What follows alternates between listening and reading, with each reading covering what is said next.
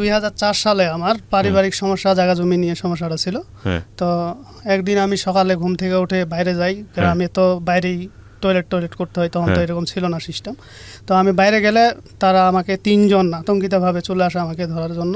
তো আমি বুঝতে পারি নাই যে আসলে তারা কি জন্য আসছে আমার, মানে যারা আপনার বিরোধ পক্ষ ছিল। বিরোধ পক্ষ, জি। তো পরে দেখছি যে এদের কাছে একটা বোতল আমাকে মানে মুখে দিতে চাইছিল, তখন তো আমি চেষ্টা করছি আর কি ধরার জন্য জিনিসটা।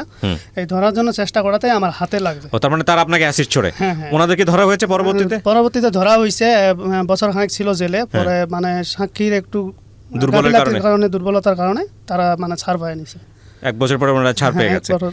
তো আপনার এই যে বার্নটা হলো, আপনি ওনাকে সবকিছু জেনে 3 মাস পরে বিয়ের প্রস্তাব দেন। জি। প্রেমের প্রস্তাব না, বিয়ের প্রস্তাব। তো ওনাকে দেখে আপনার ভিতরে কোনো আতঙ্ক কাজ করেনি যে এরকম একটা মানুষ না আসলে কি বিয়ে করবেন? বাড়িতেও তো একটা ব্যাপার স্যাপার আছে, বোঝানোর ব্যাপার আছে। হ্যাঁ, তা আসলে কি আমি যখন ওখানে এসিড সার্ভিস ফাউন্ডেশনে আসি, ওর সাথে আমার পরিচয় হয়, যেহেতু দুজনে আমি ওখানে মানে ওয়ার্ড বয় হিসাবে তখন চাকরি পাই। ওখানে কিছুদিন চিকিৎসা অবস্থা ছিলাম।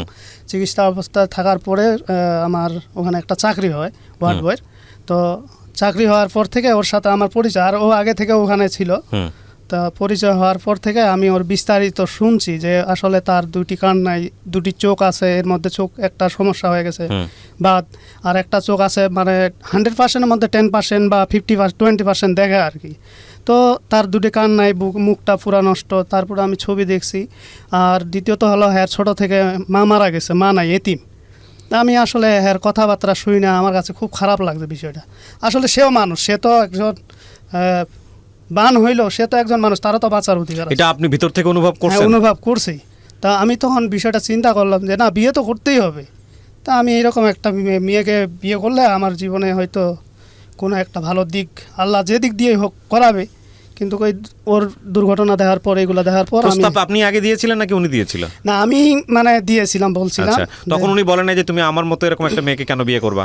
না, বলছে, প্রশ্ন করছে, কিন্তু আসলে কি আমি এটুকুই বলছি, দেখো তুমি এরকম অসুস্থ হইলো, আমি কিন্তু তোমাকে অসুস্থ মনে করি না। আচ্ছা, যেহেতু তোমার এই ঘটনা ঘটতেই পারে, মানুষের কখন কোন জীবনে কখন কি দুর্ঘটনা ঘটে কেউ জানে না আসলে।